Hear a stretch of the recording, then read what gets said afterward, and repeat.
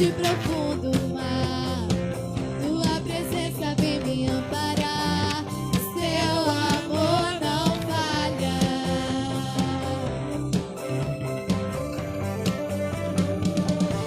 Difícil é o caminhar, nunca pensei que eu fosse alcançar, mas seu amor não falha.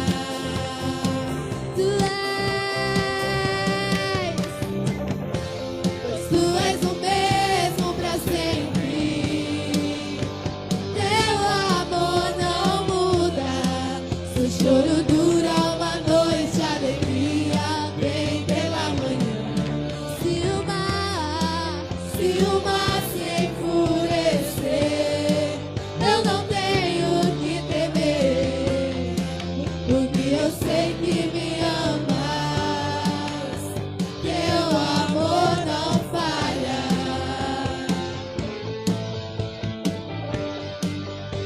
Teu amor não falha. Não falha.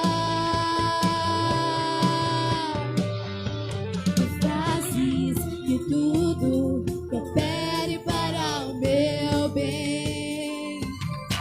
Tu fazes que tudo coopere para o meu bem.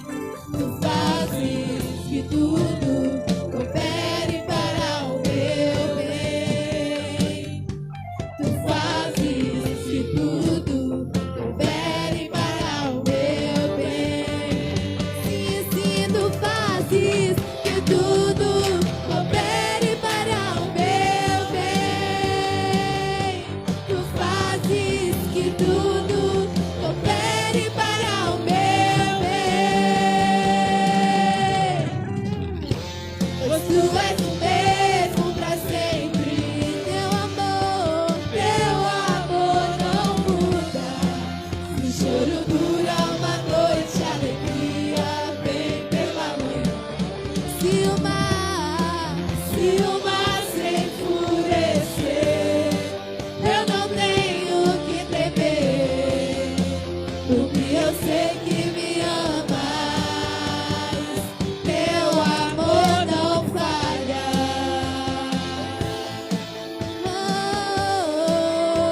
Teu amor não falha. Não falha. Celebre ao Senhor.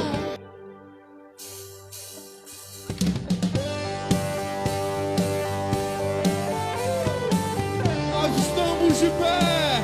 Você está de pé. Então celebre ao Senhor.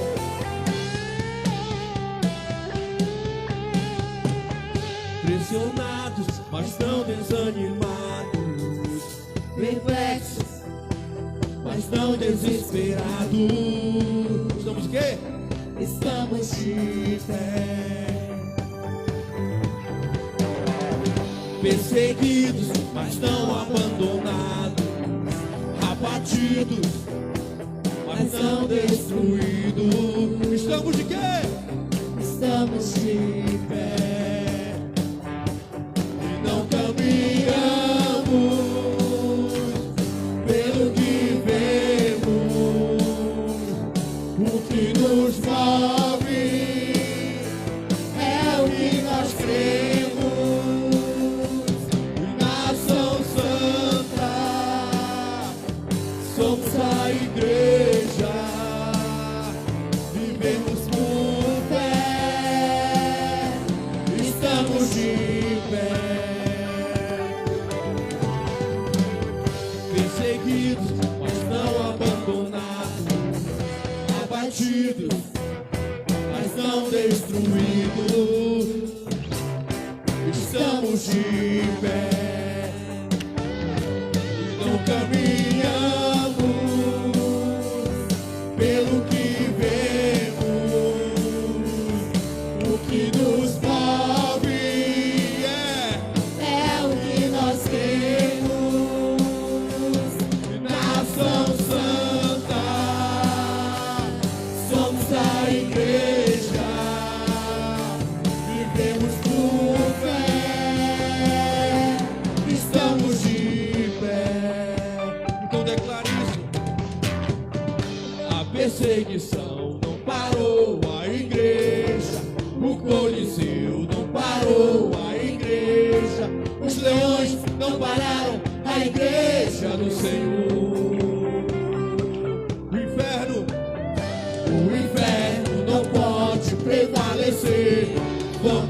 avançar, não vamos parar de crescer. Ninguém pode parar a igreja do Senhor. Pode ser melhor, declare. A perseguição não parou a igreja, o Coliseu não parou a igreja, os leões não pararam a igreja do Senhor. E não vai parar o povo de Deus. O inferno não pode prevalecer. Vamos avançar. Vamos parar de crescer. Ninguém pode parar a igreja do Senhor. Não caminhamos pelo que vemos. O que nos move é o que nós temos. Nação santa, somos a igreja. Vivemos por fé, estamos de pé.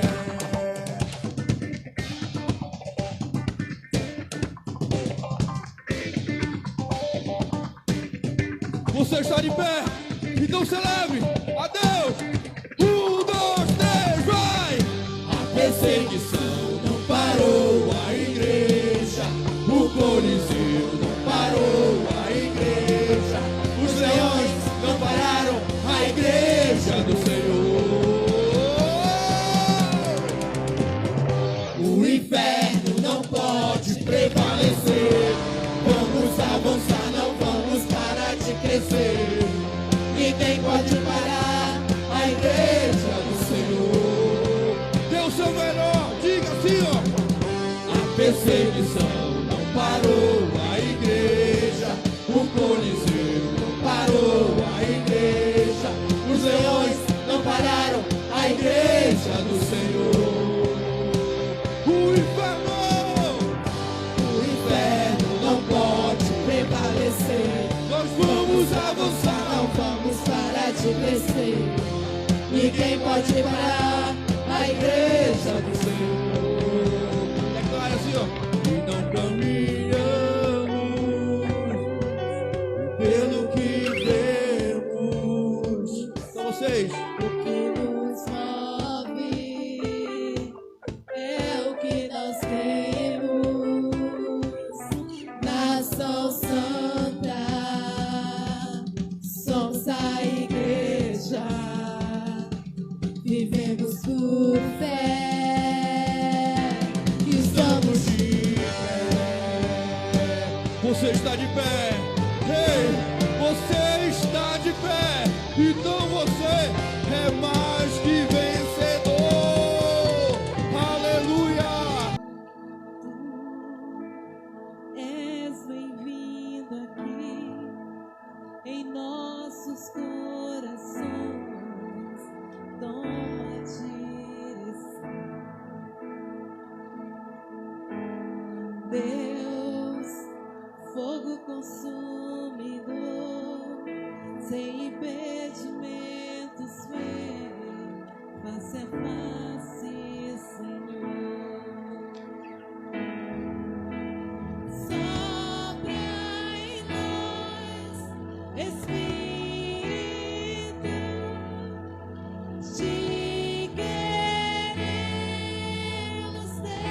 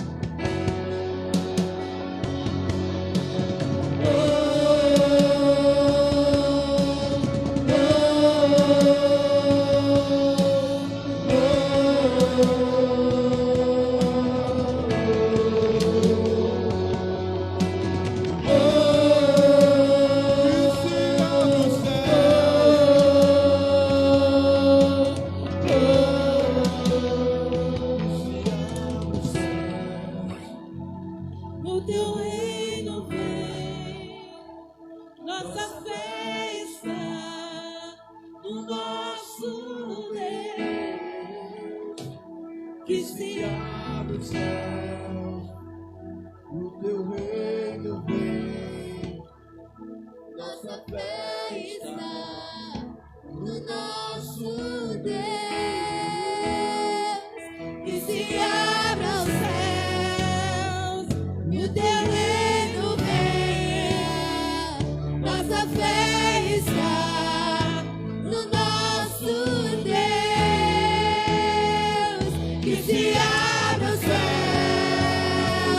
e o teu reino vem. Nossa fé está no nosso Deus,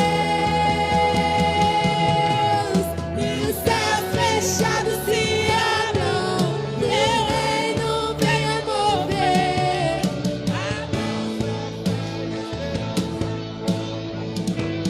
Grande, que os céus fechados se abram, venha mover. Nossa fé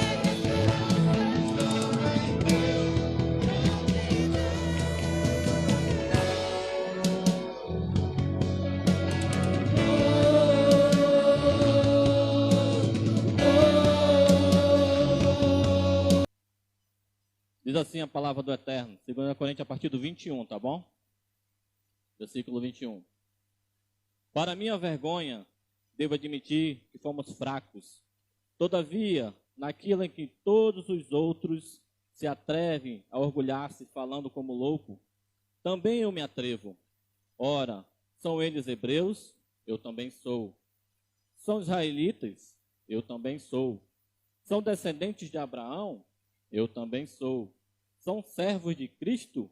Eu ainda mais. Me expresso como estivesse enlouquecido, pois trabalhei muito mais, encarcerado mais vezes, fui açoitado, mais severamente, em perigo de morte, várias vezes. 5 vezes recebi dos judeus 39 açoites. 3 vezes fui espancado com varas. 1 vez fui apedrejado. 3 vezes sofri náufrago. Passei um dia e uma noite exposto à fúria do mar. Muitas vezes passei por perigos em viagens, perigos em rios, perigo entre os assaltantes, perigo entre os meus próprios compatriotas, perigos entre os gentios, perigos na cidade, perigos no deserto, perigos no mar, perigo entre os falsos irmãos. Trabalhei arduamente por diversas vezes, fiquei sem dormir, passei fome e sede, e muitas vezes atravessei longos períodos em jejum. Suportei frio e nudez. Além de tudo, isso pesa diariamente sobre mim, a responsabilidade que tenho com toda a igreja. Frise nesse versículo 28, tá bom? Ora, quem se enfraquece, eu semelhantemente não sinta enfraquecido. Quem se escandaliza, que eu de igual forma não fique indignado. Se, portanto, devo me orgulhar, então que seja nas atitudes que revelo minha própria fraqueza. Diga amém. Então, nesse texto, querido, nós notamos que Paulo estava sofrendo uma pressão interior. Diga assim: obrigado, Senhor, pela bondade na minha vida.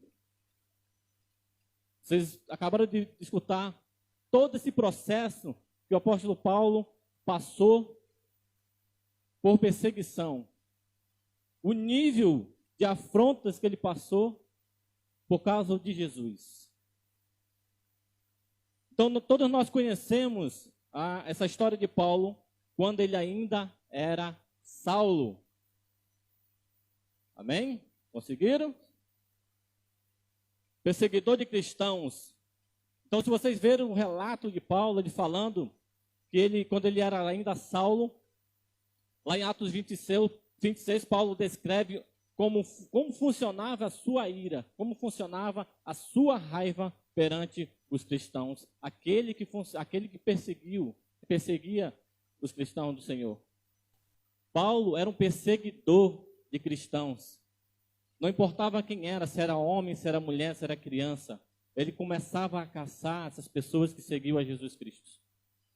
Então, todos aqueles que estavam com Jesus, Paulo o perseguia. Ele fala aqui que Paulo tinha toda a autoridade, se ele quisesse, de confiscar até os bens daquelas pessoas. Ele podia confiscar terrenos, podia confiscar casa, porque ele tinha uma carta de autoridade para confiscar os bens daqueles que seguiam a Cristo. Ele fala também no relato que quando foram apedrejar Estevão, Paulo estava no comando dessa ordem. Estava lá junto, vendo Estevão sendo apedrejado por causa do amor de Cristo. Imagine o nível desse homem perseguindo aquele que segue ao Senhor Jesus. Era ninguém conseguiu, acho que com certeza ninguém queria ficar perto desse homem. Ninguém queria ser amigo dele. Nós vamos chegar num ponto. Então Saulo era muito temido por todos aqueles que seguiam a Cristo. E quando ele teve um encontro com Jesus a caminho de Damasco, é levado para a cidade sem a sua visão. Então, quando ele teve esse encontro com Jesus a caminho de Damasco, Jesus tirou a sua visão e ele foi lá para a cidade. Mas logo, Deus falou com um discípulo, diga discípulo, chamado Ananias, está lá em Atos 9, 10. E prontamente ele responde, e o Senhor diz: vai à rua chamada à direita, onde está o homem chamado Saulo, e ele te aguarda para que você o ensine sobre o caminho. Então, Deus usou um discípulo para encontrar com Saulo. E ele fala, vai à rua que se chama à direita. E eu quero dizer que Deus também sabe o teu endereço. Deus sabe onde é a tua casa. Imagine se ele sabe onde Saulo estava, dando o nome de uma rua, será que ele não conhece onde você mora? Será que ele não sabe a situação que você vive na sua casa? Lá no endereço da sua casa? Deus sabe o teu endereço, querido. Ananias questiona o Senhor. Senhor, tem certeza? Já ouvi muitos comentários ruins sobre a vida desse homem. Ele persegue os cristãos, ele persegue aqueles que te seguem, Senhor. Tu tem certeza mesmo? Não está acontecendo nada aí por cima, não? O Senhor tem certeza? Será que é no endereço certo que o Senhor está me enviando? Ele tem toda a autoridade para isso. Então, o principal perseguidor da fé cristã encontra-se com Jesus. Esse é escolhido a dedo para ser chamado hoje o maior propagador da fé cristã. Ou seja, o maior perseguidor se transformou no maior encorajador de fé. Então, aquele que perseguia, era acostumado a perseguir e a matar as pessoas, hoje ele era um ministrador, ele era um propagador de Cristo. Ele foi escolhido a dedo por Deus para falar de Jesus. Imagina um nível de pessoas. E hoje nós rejeitamos pessoas que são escolhidas por Deus. Ah, aquela pessoa, ele já matou. Eu conheço aquele fulano. Como é que Deus resgata uma pessoa assim? Nós comparamos com Paulo. Será que Paulo merecia ser escolhido por Deus? Será que você merecia ser escolhido por Deus? Será que eu merecia ser escolhido por Deus? Jesus diz a Ananias, ele é para mim um vaso escolhido, um instrumento escolhido. Eu digo para vocês também, igreja, vocês são um vaso escolhido por Deus. Vocês são um instrumento escolhido por Deus. Vocês não estão aqui neste lugar por acaso, porque Deus apontou para vocês e disse, eu amo essa mulher, eu amo esse homem, para a honra e glória do Senhor Jesus. Você deu um aplauso ao Senhor? Aleluia! Então, Paulo é considerado o maior evangelista, o maior teólogo, implantador de igrejas da história. Estamos falando aqui de uma das 100 mentes mais brilhantes da história do Novo Testamento, queridos. No Novo Testamento nós temos 27 livros, e dos 27 livros, 13 são de autoria de Paulo. Imagine a mente desse homem sendo usado por Deus. Deus também pode usar você. não pense que só Paulo, mas Deus pode usar cada um de nós.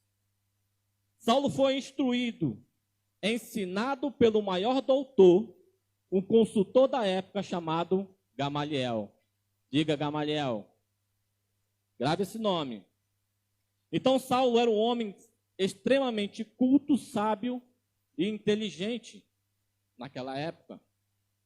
Saulo depois é discipulado para o ministério por um homem que era mestre, doutor, profeta, apóstolo, chamado Barnabé. Diga Barnabé. Então, notamos que toda a preparação e formação de Paulo, queridos, foi homens extremamente preparado para torná-lo o homem, o Paulo que nós conhecemos hoje. Primeiramente, ele começou com um discípulo. Depois ele foi mandando os doutores para cada um ensinar no nível. Depois ele enviou outro mestre para ensiná-lo, discipular ele em seu ministério, no seu crescimento.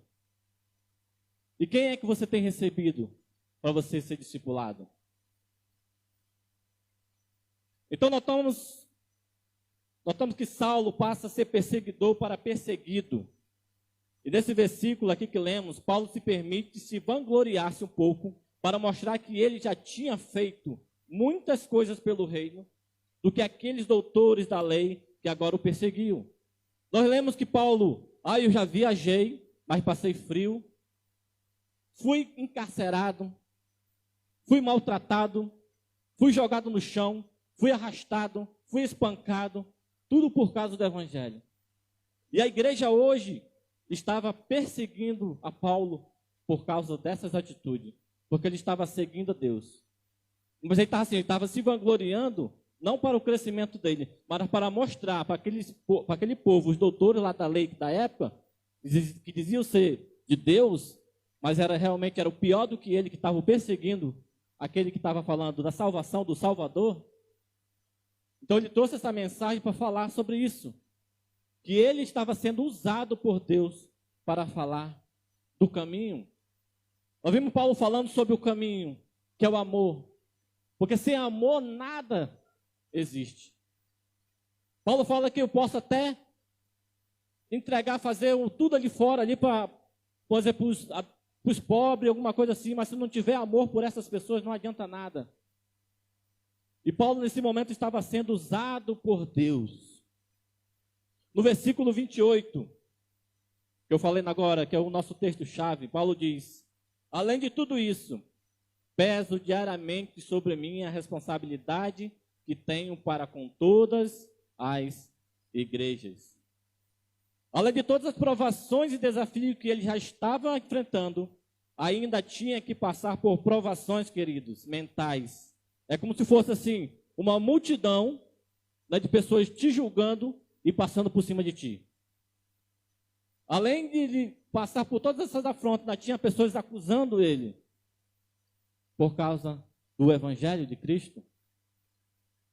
Imagina assim, eu não sei se todos aqui já vieram de berço do evangelho, mas o que nós estamos falando é o seguinte: Paulo, a partir do momento que começou a aceitar Jesus, aceitou Jesus na vida dele, ele começou a ser perseguido.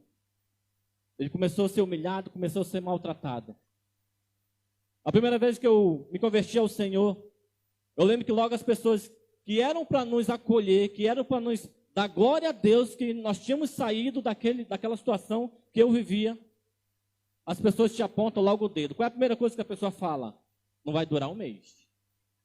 Dou 3 meses só para esse cidadão. Por quê? Porque as pessoas conhecem o nosso passado. Elas nos julgam pelo nosso passado. E a igreja estava julgando Paulo por causa do seu passado, porque sabia o que ele tinha feito. Ele tinha matado crianças, tinha matado mulheres, tinha dizimado famílias por causa do nome do Senhor Jesus. E hoje, às vezes, quando chegamos para Cristo, viemos para Cristo, as pessoas nos julgam, apontam logo o dedo. E nós não iremos aguentar muito tempo, porque as pessoas eram acostumadas a nos ver no bar, com um copo de cerveja, e hoje, quando elas nos veem com a Bíblia na mão, elas nos apontam. Em vez da pessoa dizer glória a Deus pela vida desse homem, glória a Deus pela vida dessa mulher, Deus verdadeiramente o resgatou. Mas às vezes não é assim que acontece. Nós somos julgados, nós somos apontados. E às vezes, queridos, até pelos da nossa própria casa, da nossa própria família, eles nos julgam. Eu sei porque eu passei por isso que eu estou falando. E a igreja que era para ter acolhido Paulo, porque ele também fazia parte daquele povo, ele também era judeu, mas também era de Roma. Em vez de ele ser acolhido, ele estava sendo perseguido. Ele estava sendo julgado, ele estava sendo maltratado. Estamos falando, querido, de um apóstolo de uma mente brilhante, possivelmente o homem mais usado por Deus no Novo Testamento. Eu vou ler uma frase aqui que o pastor Josué Brandão diz: crises não são próprias dos mais fracos. Crises não são resumidas aos menos espirituais. Crises não são exclusivas dos menos fervorosos. Os mais fervorosos, homens e mulheres de Deus, tiveram crises, mas venceram. Eu vou dizer de novo, mas venceram. Mas venceram. E você também vai vencer pelo nome de Jesus. Você pode dar um aplauso ao Senhor pela sua vida. Então não importa, querido, a crise que nós estamos passando. Não importa os conflitos que nós estamos vivendo. Se nós perseverarmos no Senhor Jesus, nós vamos vencer. Nós seremos vencedores. Você lembra daquele provérbio? Quanto mais alto você sobe, maior será a tua queda. Quanto mais alto você voa, mais ventos fortes você enfrenta. Então, quando a nossa mente é muito brilhante, é muito alta, mais complicados são os nossos conflitos. Então, quanto maior o nível que a gente cresce, mais provações a gente recebe, queridos. O nível que nós estamos como discípulos são diferentes de pastores, são diferentes de bispos, são diferentes de apóstolos. Cada um tem o seu nível, cada um tem o seu degrau. Eu lembro quando o nosso apóstolo, eu cheguei logo no ministério, chegamos aqui em 2014. E eu tinha vindo de uma outra denominação. Minha esposa já era da Visão.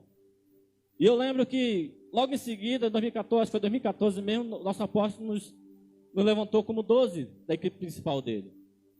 E eu, meu Deus, o que é 12? 12 para mim é um número. Né? O que é 12? O que é 12? E eu não sabia, não entendia o que era. Tudo bem. E passamos, foram levantados e tal. E começou a vir algumas dificuldades, algumas provações na nossa vida. Na nossa família, no nosso casamento. E provações por cima de provações. E eu falava, eu sempre mandava mensagem para o apóstolo, não quero esse negócio para mim não. Apóstolo, não quero isso para mim não. Porque estava vindo níveis de afronta, queridos. Estava vendo nível. Então, a nossa mente, eu podia ser o homem mais inteligente que pudesse. Mas eu não conseguia resolver aquela situação. Era um nível, uma coisa que eu não conseguiria entender. Não conseguia entender as provações. E o apóstolo, às vezes, nem respondia, às vezes. Ele dizia, ou então dizia para mim, não, fica aí. Deus tem um chamado para ti. Deus tem um propósito para ti. Então fique aí. Segura mais um pouco. Aguente. Aguente. Então, às vezes somos capazes de resolver o problema das pessoas. E não somos capazes de resolver nossos próprios conflitos. Um exemplo. Temos um advogado.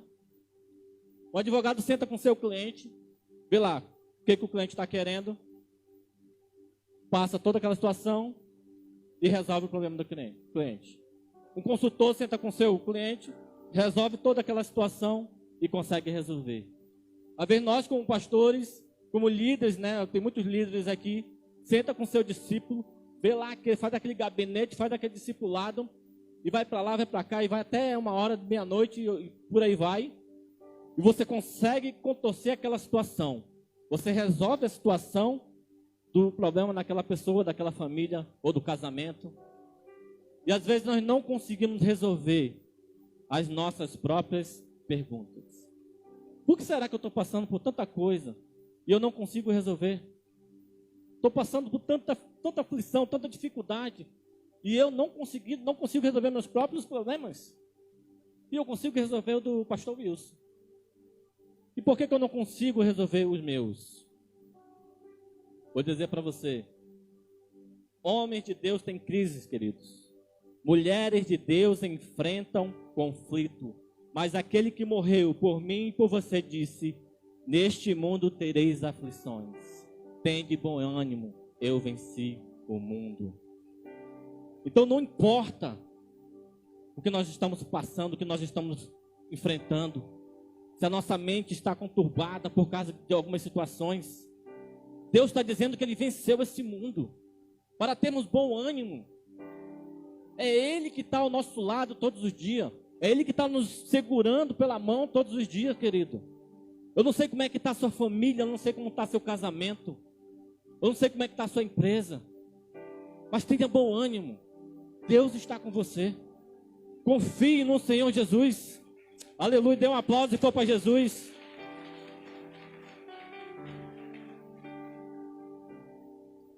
Eu vou citar aqui uns conflitos que Saulo, na época, Saulo e Paulo, só do livro de Atos.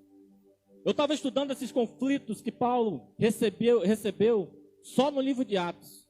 É porque eu não posso ler tudo, senão nosso tempo não dá. Mas é mais de 25, só para ter ideia, só no livro de Atos. E olha que ele escreveu 13. 25.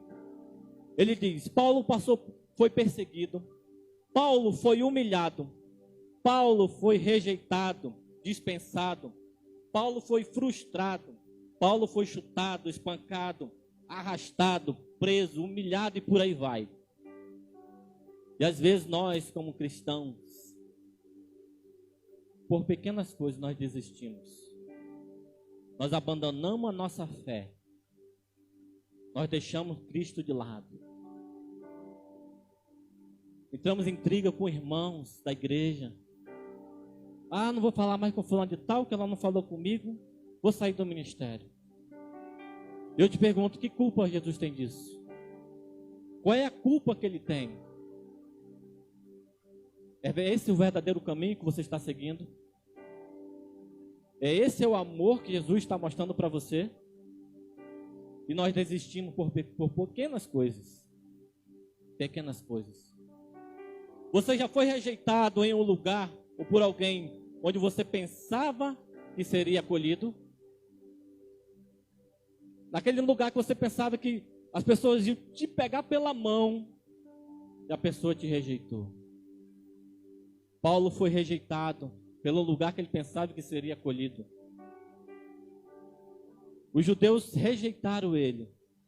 Você já imaginou as portas serem trancadas na sua direção, onde você pensava que seria aberta? Você chegou lá, eu vou em tal lugar. Lá a porta vai estar aberta para mim. E chegou lá, as portas estão trancadas na sua direção.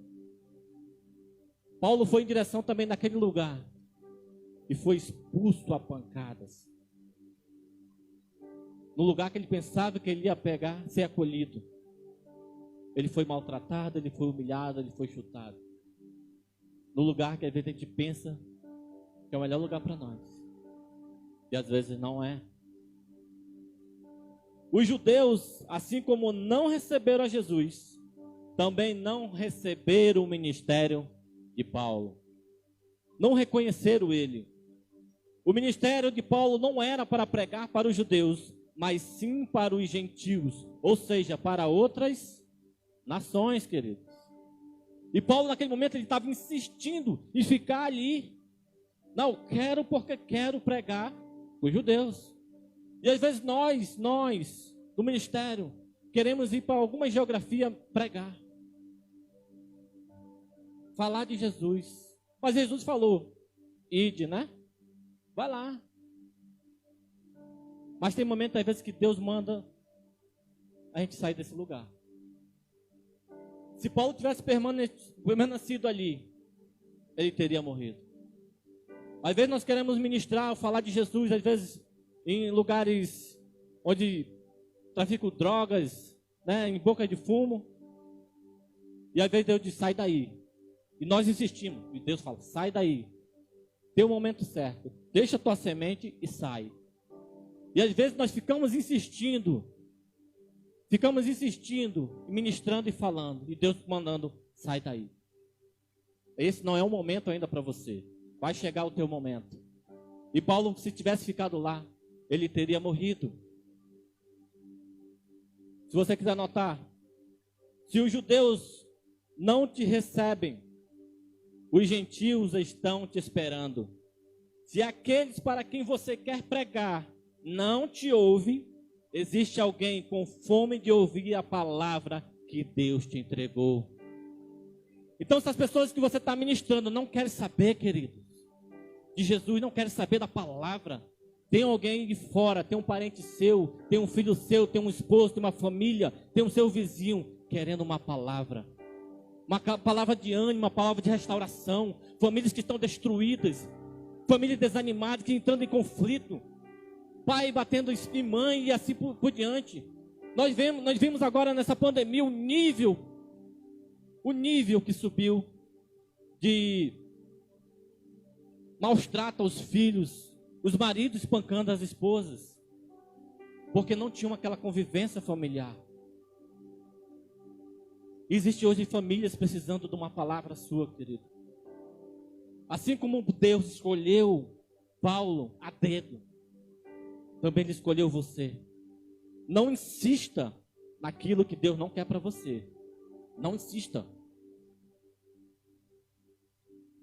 Agora eu pergunto para você, por que Deus não fez os judeus aceitarem a palavra de Paulo? Ele poderia ter feito? Poderia ter feito. Ele não endureceu o coração de Faraó? Ele não poderia ter amolecido o coração dos judeus para receber a palavra, receber o ministério de Paulo? Poderia. Mas eu vou te explicar por quê. Se ele tivesse feito isso, Paulo teria ficado entre os judeus, como Pedro e os outros.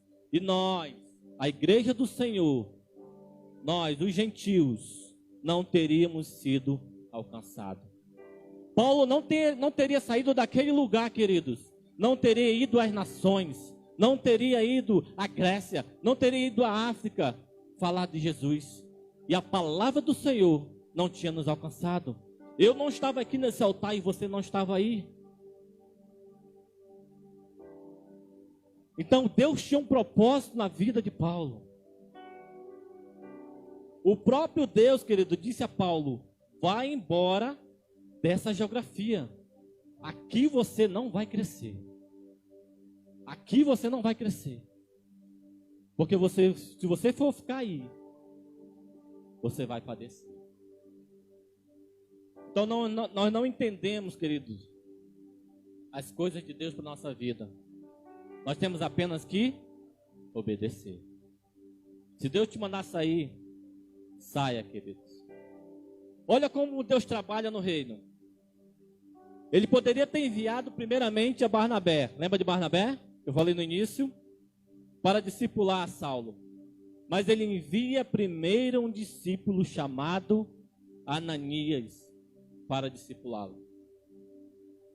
Às vezes Deus coloca discípulos na nossa direção para nos tratar, para moldar nosso caráter, para dizer realmente que verdadeiramente nós somos. Deus trabalha dessa forma. E Deus fala: Paulo, você conhece todos os doutores, todos os mestres dos mais altos escalão. Mas eu quero te dizer que no reino de Deus não funciona assim.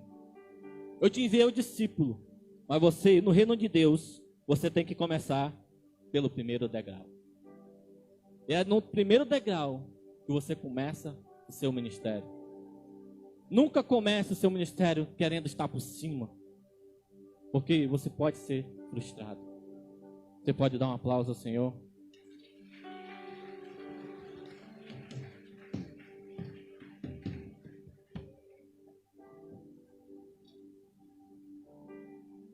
Então, queridos, é onde nós erramos.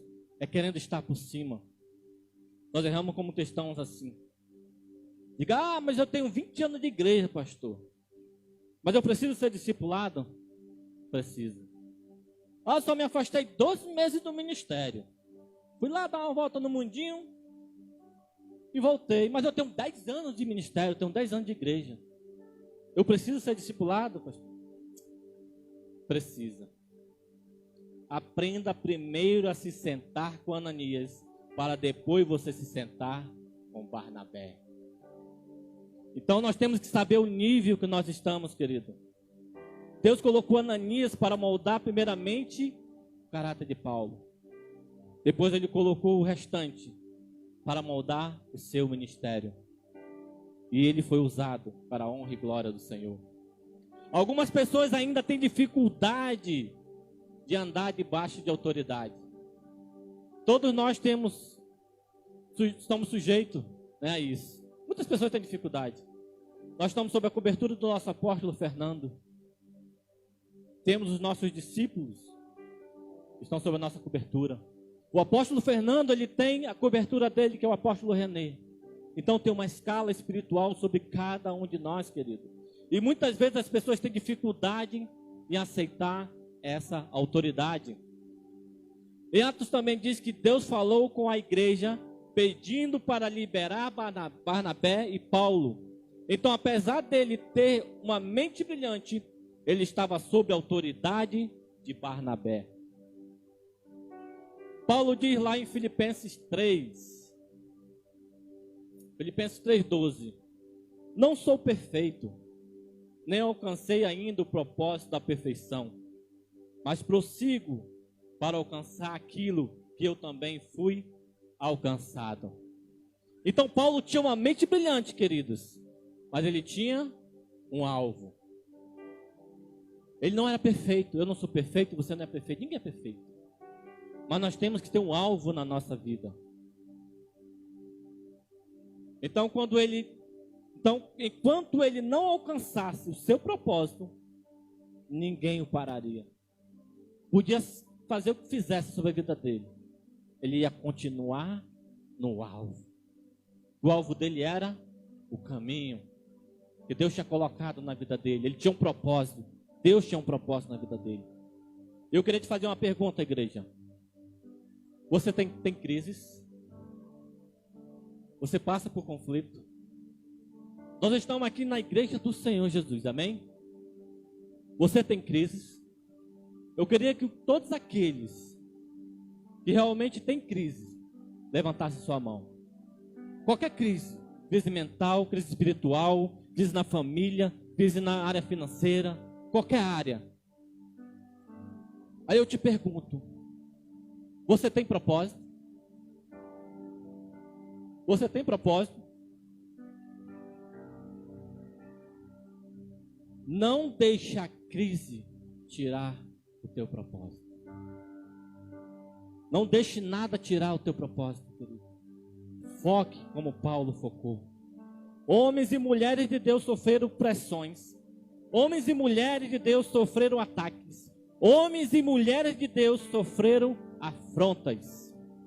Quando o apóstolo Paulo pediu ao Senhor que o livrasse de algo que lhe fazia sofrer, ele ouviu como resposta exatamente estas palavras: a minha graça te basta, Paulo. Só isso. Então não importa, querido, as afrontas, os conflitos, as dificuldades que cada um de vocês está enfrentando. Você que levantou a mão, a graça de Deus te basta. É a graça de Deus, queridos. Deus está falando aqui, queridos. Nesta noite Ele pode estar falando com professores, pode estar falando com engenheiros, pode estar falando com doutores, com pastores, com bispos, com apóstolos. Eu não sei com quem Deus está falando aqui nesta noite. Você pode estar passando aí, querido, por opressões na mente. Tem pensado até desistir do seu ministério. Tem pensado em desistir da sua célula. Eu não sei qual é o nível de afronta que você está passando na sua mente. Você tem se sentido fraco, não tem coragem, não tem mais ânimo. Mas nesse mesmo texto de 2 Coríntios 12, 9 diz: o poder de Deus se revela nas nossas fraquezas. É através das nossas fraquezas que Deus se revela, querido. Não importa a dificuldade, não importa os problemas que estamos passando, é Deus que vai agir por você. É Deus. Ou seja, as suas fraquezas não são um acidente. Deus as permite em sua vida para revelar o poder através de você. Então é através da sua vida que Deus vai se revelar. É através da sua vida que Deus vai usar você para ganhar a tua casa, para ganhar a tua família, para ganhar a tua parentela, pelo nome de Jesus. Aleluia, Jesus. Para encerrarmos, Filipenses 1:21 diz, Paulo diz: porque para mim o viver é Cristo e o morrer é lucro.